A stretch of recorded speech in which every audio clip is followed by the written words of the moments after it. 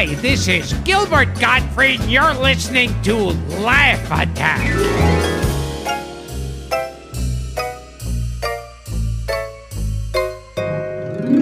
I really like what you've done acting-wise, because, by the way, you're on Law & Order now. well, I just did 2 episodes. Okay. I'm not really...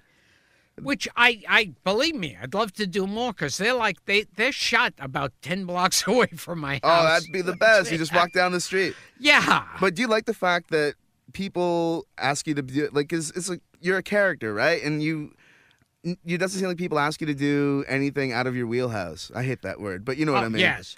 It's like... And that's my dream, because I don't want to be like, fuck, I'm not an actor. Ask me to remember some dialogue.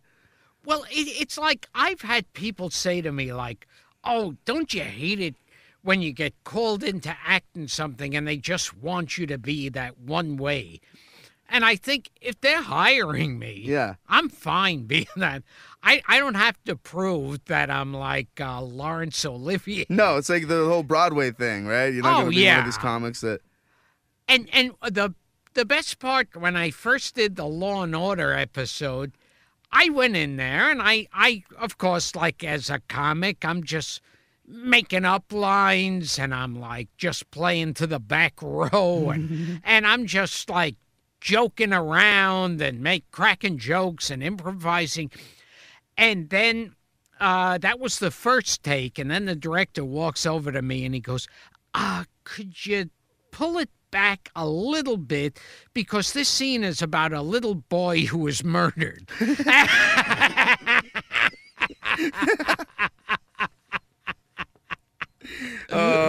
I thought, yeah, maybe that's not that right for comedy. You brought this up a while ago. I'm going to go back to the acting thing a little bit. Thick of the Night. Oh, yes. Like, we're in Canada right now, man. Alan Thicke, he's on our money. Like, he's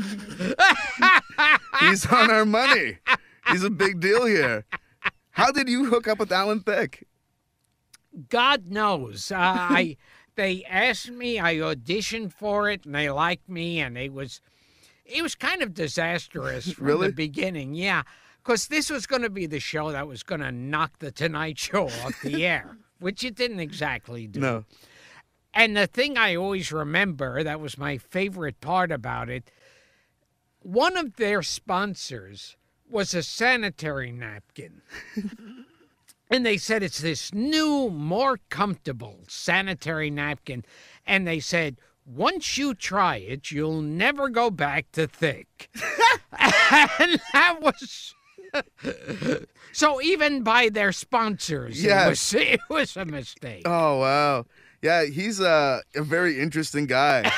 Like, I didn't know he wrote like theme songs for like The Facts of Life and Different Strokes, and that was kids singing. Was this kid ever hanging around the set? Trying to fucking sing in that falsetto? Now,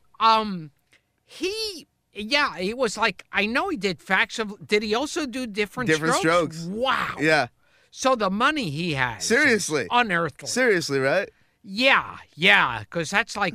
Well, like Paul Anka wrote the Tonight Show theme. Paul Anka wrote tons. He's from my neighborhood in Ottawa. Yeah. Yeah, I know a stupid amount of stuff about Paul Anka.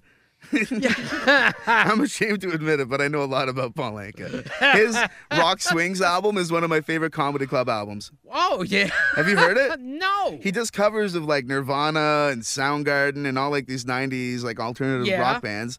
But he does it to like this, loungy kind of vibe. And I love playing it at shows because people are like, oh, this is like comedy club loungy music. And then they listen to it. It's like, is he singing Smells Like Teen Spirit? Oh. Well, it was funny. Like, there was that time period I remember when I was a kid. And when the radio, it was switching over from old-time singers to, like, the Beatles and the Stones and Dylan. Mm-hmm.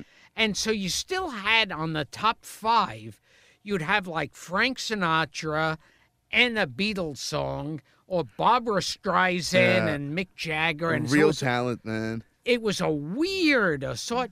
So a lot of these old guys were trying to sing the new songs.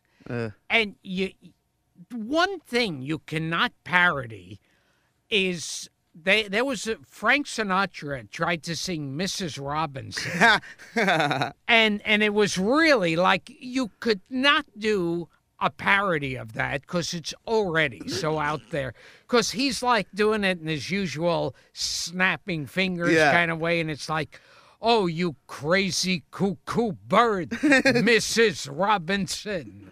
You know, it's like, Laugh Attack.